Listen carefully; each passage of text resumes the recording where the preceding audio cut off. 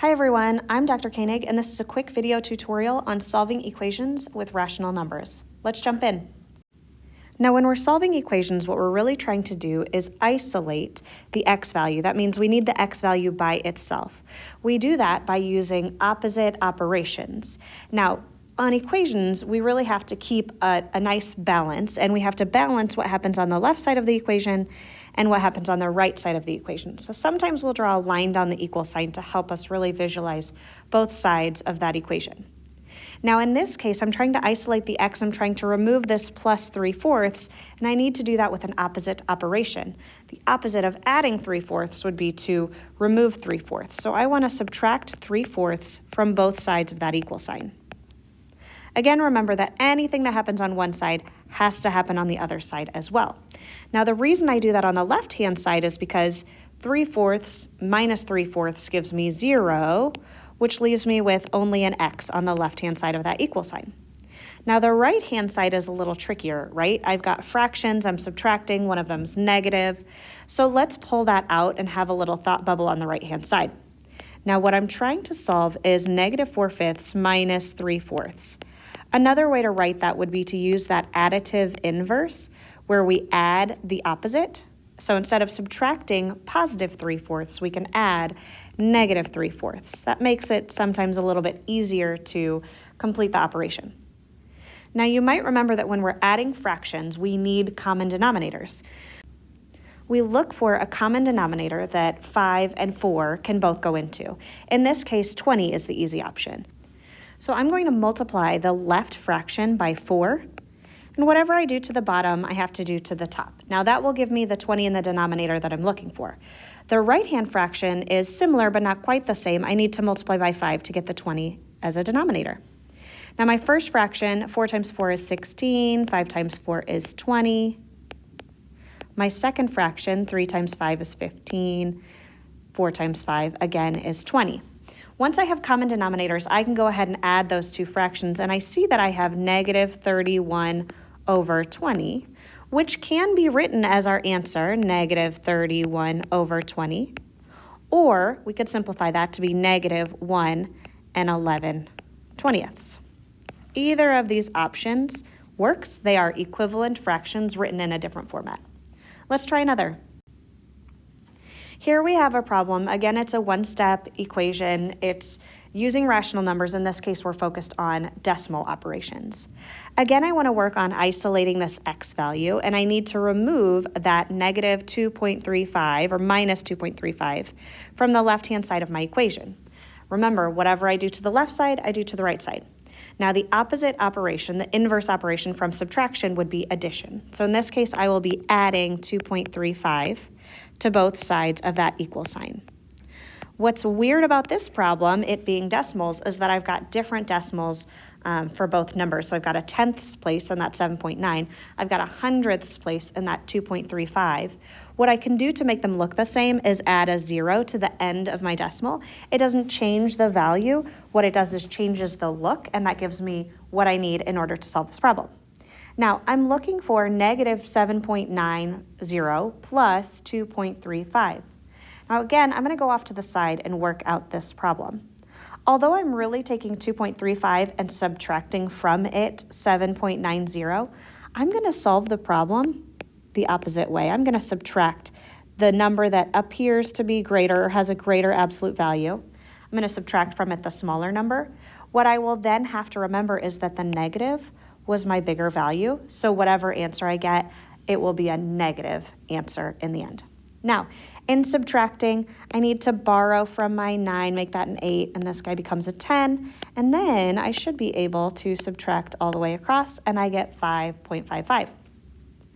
Now, back to my equation, -2.35 plus 2.35 is 0. That leaves me with x only on my left-hand side.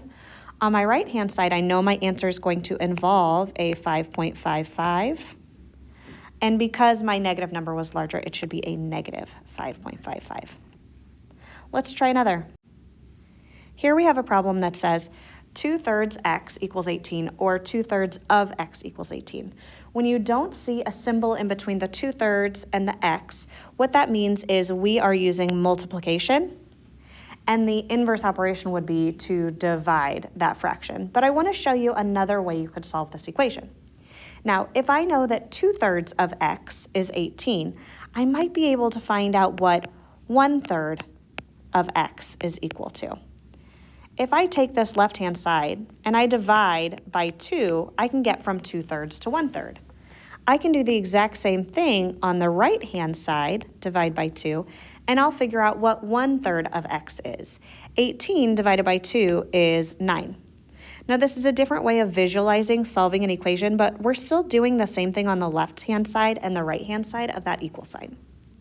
Once I get to 1/3, what I'm really looking for is 1 whole x, or we could rewrite that as 3/3 of x, because we know 3/3 x is equal to 1x. And I get from 1/3 to 3/3 by multiplying by 3.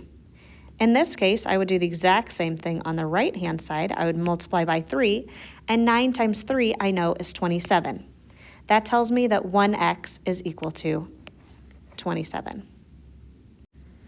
This is the last kind of equation we're going to see in this video today, where we have 1.2x equals 9.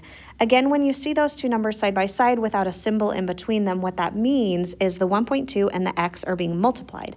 Sometimes it can be helpful to put that multiplication symbol right in the problem so that you can see it. Now again, I want to introduce to you a different way of thinking of solving equations. Typically, we would say, okay, if 1.2 is being multiplied by x, then I need to do the inverse operation. I need to divide by 1.2.